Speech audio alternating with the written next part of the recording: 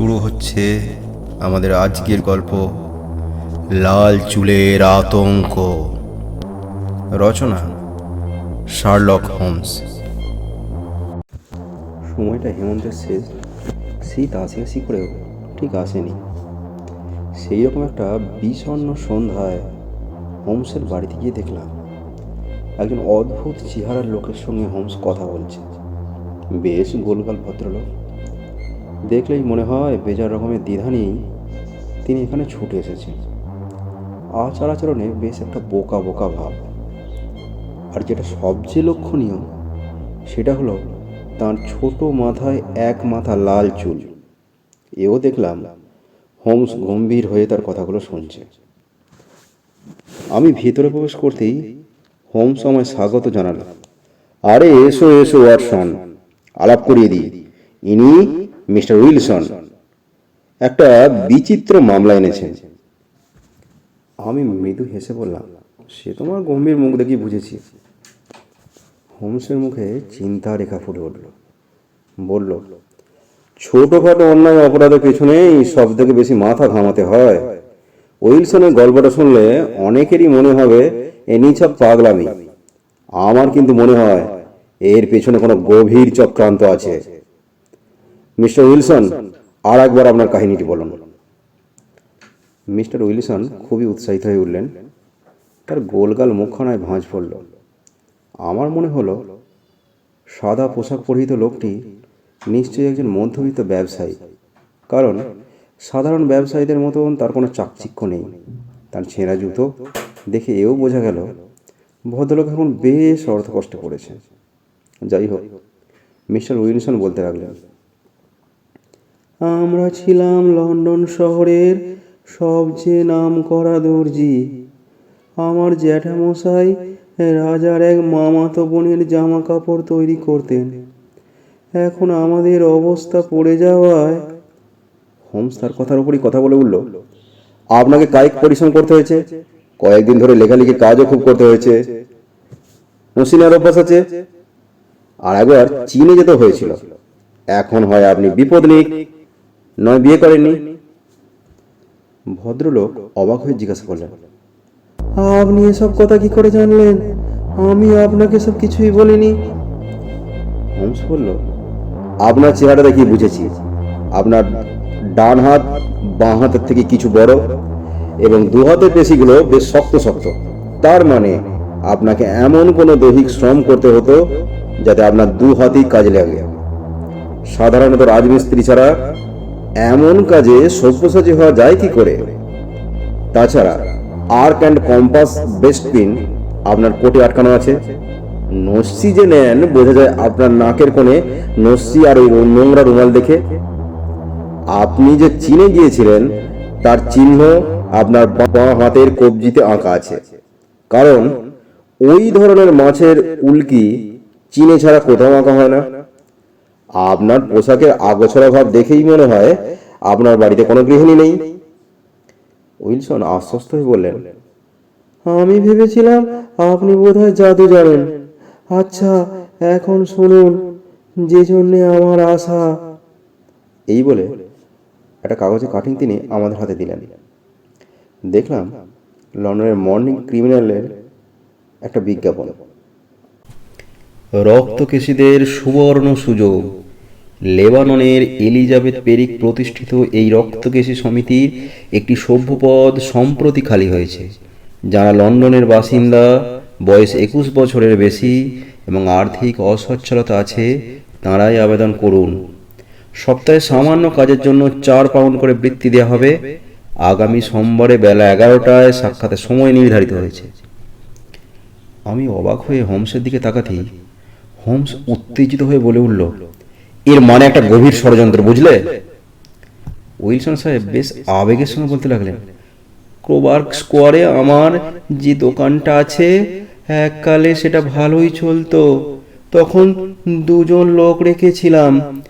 ব্যবসায় মন্দা পড়তে একজন কমিয়ে দিই। আমি বিপত্নীক, একটি বয়স্কা ঠিকে ঝি ও আমার দোকানের সহকারীটি ছাড়া আর কেউ নেই। ছোকরাটি বেশ বুদ্ধিমান, চটপটে। তার ওপরে আমি সম্পূর্ণ নির্ভর করি। প্রথম দিন কাজে ঢুকেই স্বেচ্ছায় নিজের বেতন অর্ধেক করে নিয়েছে, এমনকি মাইনেও মুখ ফুটে চায় না। আমাকে এত ভালোবাসে যে বেশি বেতনের লোভেও অন্য কোথাও সে যেতে চায় না। হোমস বলে উঠল, নিজেই নিজের মাইনে কমিয়ে নিয়েছে? আশ্চর্য! কোনো শখ আছে নাকি ছোকরার? হ্যাঁ, জ্যাকের ওই এক দোষ। আমার দোকানের পিছনের ছোট ঘরটায় একটা ডার্ক রুম করেছে। ক্যামেরা, ফিল্ম ডেভেলপ নিয়ে ব্যস্ত থাকে সব সময়। বড্ড বেশি ছবি তোলা শখ কি না। 2 মাস আগেই জ্যাকি আমাকে এই কাগজের বিজ্ঞাপনটা দিয়েছিল। বলেছিল, স্যার, আপনার মতো আমার মাথার চুলগুলো যদি লাল হতো তাহলে আমি কি খুশি না হতাম? আপনার কি সৌভাগ্য! অবশ্য কাগজটা পড়ে আমার নিছক পাগলামি মনে হয়েছিল। কত লাল চুলওয়ালা লোক আছে, আমাকে তারা কেন নেবে? ছোকরা আশ্চর্য হয়ে বলেছিল, পেরিক না সাহেবের নাম শোনেননি? তার মতো বড় মাপের মানুষ আজকের দিনে কমই দেখা যায়। মৃত্যুকালে তিনি নিজের যাবতীয় স্থাবর অস্থাবর সম্পত্তি দান করে গেছেন। তাঁরই ইচ্ছা অনুসারে লাল চুলওয়ালা লোকেদের এইভাবে সামান্য কাজ করিয়ে বৃত্তি দেয়া হয়। হোমস বলল, দেখেছো ওয়াটসন কিরকম চক্রান্ত? যাক, তারপরে বলুন। তারপর আর কি, ছোকরার একান্ত জেদেই সোমবার গেলাম সেখানে। দেখলাম, বাব্বা কি বিরাট লাইন! জ্যাক কিন্তু আমায় লাইনে নিয়ে গেল না, অদ্ভুত উপায়ে আমাকে একেবারে ভেতরে নিয়ে গেল। দেখলাম একজন লাল চুলওয়ালা লোক একজন একজন করে ডেকে ইন্টারভিউ নিচ্ছেন। আমাকে দেখেই বলে উঠলেন, আরে, একে দিয়ে তো খাসা কাজ হবে। এই বলে চেয়ার ছেড়ে উঠে এসে আমার মাথার চুলগুলো সজোরে টেনে ধরলেন। যন্ত্রণায় আমার মাথা ঝিমঝিম করে উঠল।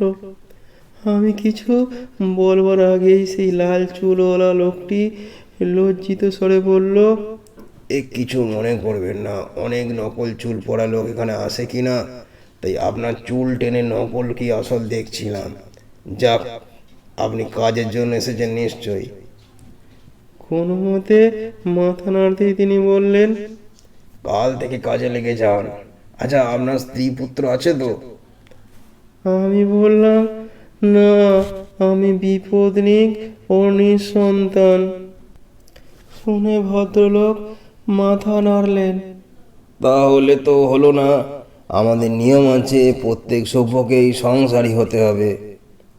আমি তো চলে আসছিলাম, তিনি আবার ডাকলেন, দেখুন, আপনাকে যোগ্য লোক বলেই মনে হচ্ছে, অত বাঁচতে গেলে চলবে না।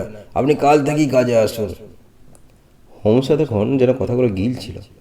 এবার বলল, দেখো ওয়াটসন, ব্যাটারা কি শয়তানের শয়তান, দেখা যাক। মিস্টার উইলসন বলে চললেন, আমায় কি করতে হবে জিজ্ঞাসা করাতেই বললেন, সকাল 10টা থেকে 5টা পর্যন্ত লিখতে হবে। কোনো অজুহাতে কিন্তু বাইরে যাওয়া চলবে না। সপ্তাহে 4 পাউন্ড বৃত্তি। আমি মিনমিন করে বলেছিলাম, আমার ব্যবসা। জ্যাক বলেছিল, ও জন্য ভাববেন না স্যার, আমি তো আছি। দোকান আমি একাই সামলাতে পারবো। পরে তিনি যোগ দিলাম কাজে। একখানা এনসাইক্লোপিডিয়া ব্রিটানিকা হুবহু নকল করতে হবে।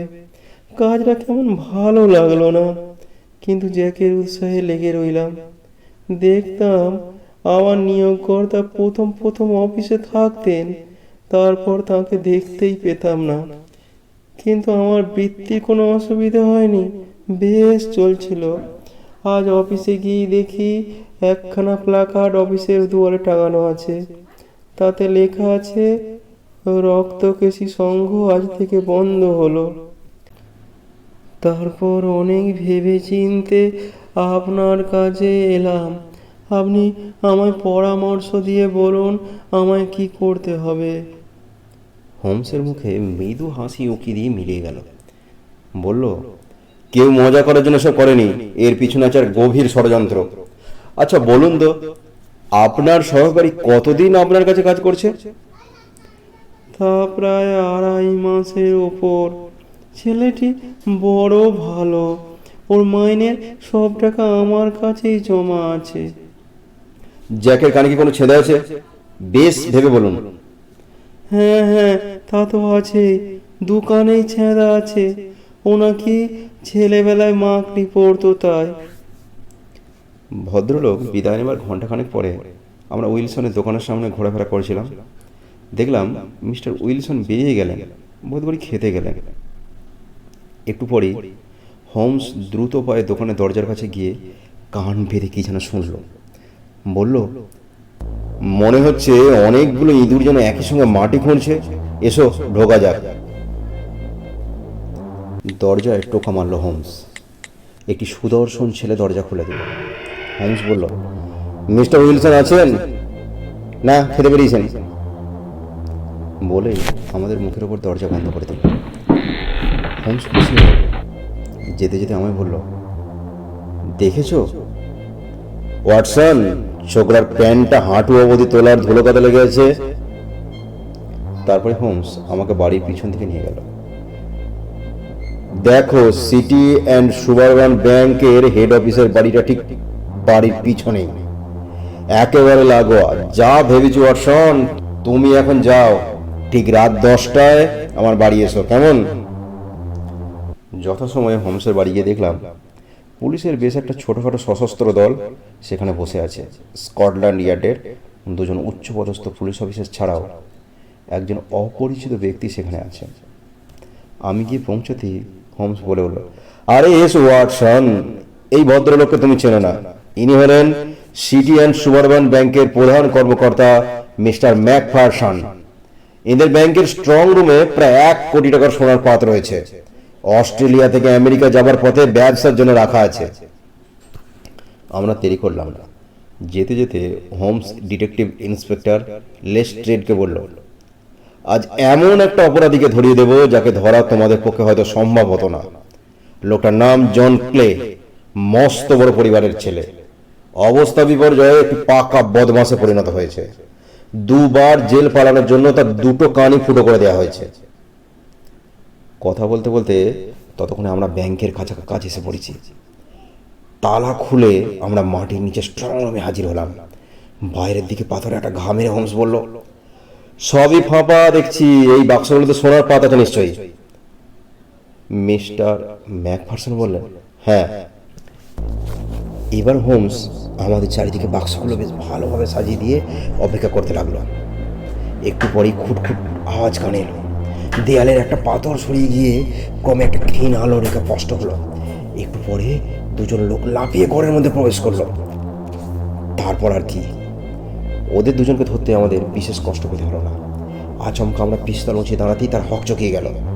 পালাতে চেষ্টা করেছিল কিন্তু পারেনি। হোমস বলল, জন ক্লে, তুমি নিজেকে খুব বুদ্ধিমান মনে করেছিলে না?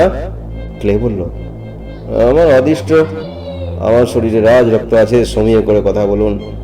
ইন্সপেক্টর ব্যঙ্গ করে বলে উঠলেন, আগে স্যার, দয়া করে আপনাকে একবার থানায় যেতে হবে। জন ইন্সপেক্টরের দিকে অগ্নিদৃষ্টি হেনে এগিয়ে গেল। ওপরে উঠতে উঠতে মিস্টার ম্যাকফারসন হোমসের হাত ধরে বললেন, কি বলে আপনাকে ধন্যবাদ জানাবো মিস্টার হোমস? হোমস হেসে বলল, উপযুক্ত পারিশ্রমিক দিয়ে। মিস্টার ম্যাকফারসন বললেন, তাই হবে। বাড়ি যেতে যেতে হোমস বলল, ব্যাপারটা বুঝলে তো? ওই যে বিজ্ঞাপন আর মিস্টার উইলসনকে বই নকল করতে দেওয়া, এর মানে আর কিছুই নয়। উইলসনকে আটকে রাখা মাত্র। ওরা দেখলেন যে সপ্তাহে 4 পাউন্ড ব্যয় হলেও কৃতকার্য হলে ওরাই বেশি হবেন লাভবান। কিন্তু যখনই শুনলাম ছোকরাটা নাকি অর্ধেক বেতনেই কাজ করতে চায়, তাও আবার নিজের বেতন নিজেই কমিয়েছে, তখনই আমার খটকা লাগলো। বুঝলাম কোনো একটা উদ্দেশ্য আছে ছোকরার। কি সেই উদ্দেশ্য? আবার যখন শুনলাম ছোকরার ছবি তোলার শখ আছে এবং দোকানের পিছনের ঘরটা সে ডার্ক রুম হিসেবে ব্যবহার করে, তখনই বুঝলাম গোপনে সুড়ঙ্গ কাটার ব্যবস্থা হচ্ছে। তবু নিজের চোখে ভালোভাবে দেখার জন্য তোমাকে নিয়ে দেখতে গেলাম, সে তো তুমি জানো। বললাম, তা না হয় হলো, কিন্তু আজই যে এরকম একটা ঘটনা ঘটবে জানলে কি করে? অত্যন্ত সোজা ভাবি, রক্তকেজির সঙ্গ ভেঙে দিতে বোঝা গেল উইলসনকে বাইরে রাখার আর দরকার নেই, কারণ তখন সুড়ঙ্গের কাজ শেষ। তাছাড়া সোনাগুলো যে কোনো দিন আমেরিকা চালানো হয়ে যেতে পারে। আরও একটা কথা, আজ শনিবার, রবিবার দিন ছুটি, হাতে আছে একদিন সময়, টের পাওয়ার আগেই কাজ শেষ হয়ে যাবে। আমি হোমসকে চিনি, তাই বিস্মিত হলাম না। মিস্টার ম্যাকফারসন বিস্মিত হয়ে হোমসের মুখের দিকে তাকিয়ে রইলেন। কিছু হয়তো বলতেও চেয়েছিলেন, কিন্তু তাকে কিছু বলবার সুযোগ না দিয়ে হোমস আমার হাত ধরে বড় রাস্তার বাঁ দিকের গলির দিকে দ্রুত পা চালিয়ে দিল।